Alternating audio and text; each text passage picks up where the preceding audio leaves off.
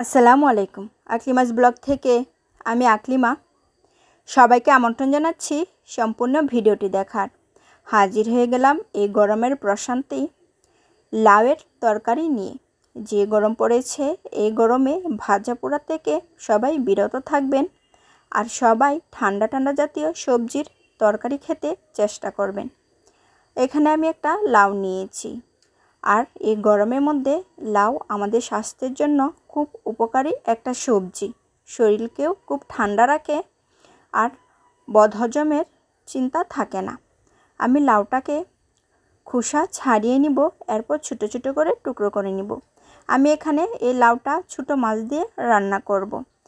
কেটে কুটে ধুয়ে পরিষ্কার করে নিয়েছি। এখন দিয়ে দিয়েছি স্বাদ মতো লবণ, হলুদের গুঁড়া আর জিরা বাটা, আর দিয়েছি পেঁয়াজ বাটা। এখানে আমি ধনে গুঁড়া বা মরিচের গুঁড়াটা ইউজ করব না।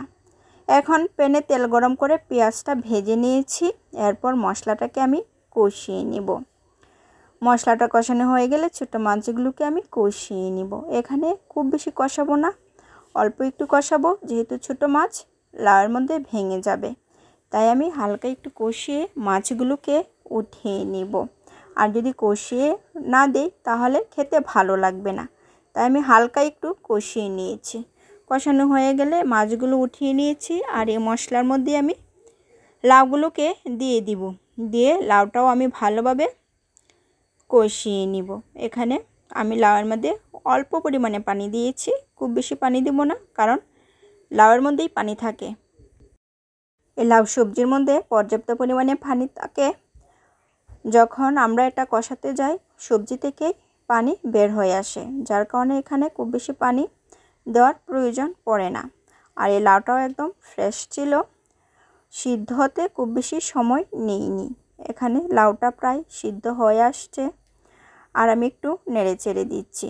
যখন আর একটু সিদ্ধ হয়ে মাখা মাখা হয়ে আসবে তখন কষিয়ে রাখা মাছগুলো আমি লাউয়ের মধ্যে দিয়ে দিব। আমি একটু নেড়ে চেড়ে দিচ্ছি আর কিছুক্ষণ ঢেকে রেখে দিয়েছি। এই পর্যায়ে আমি কাঁচা লঙ্কাগুলো দিয়ে দিব। যেহেতু আমি শুকনো মরিচের গুঁড়াটা দেইনি, তাই এখানে কাঁচা মরিচটাই দিব। আর লাউয়ের মধ্যে আমি সাধারণত কাঁচা মরিচটাই খেয়ে থাকি।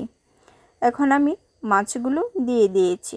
মাছগুলো দিয়ে আমি হালকা একটু রান্না করে নেব। এখানে অল্প পরিমাণে পানি দিয়ে দিব, যাতে করে মাছগুলো লাউয়ের সাথে ভালোভাবে মিশে যায়। এই জন্য আমি অল্প একটু পানি দিয়ে দিয়েছি। আলহামদুলিল্লাহ, হয়ে গেল আমার মজাদার স্বাদের লাউয়ের তরকারি। আর এই গরমের মধ্যে এই তরকারিটা খেতে অসম্ভব ভালো লাগে, শরীরও খুব ঠান্ডা ঠান্ডা লাগে। আর গরমে এই জাতীয় সবজি খাওয়াই আমাদের সবার উচিত, কারণ ভাজা পোড়া থেকে যত বিরত থাকা যাবে ততই উত্তম। আজ এ পর্যন্তই। আল্লাহ হাফেজ।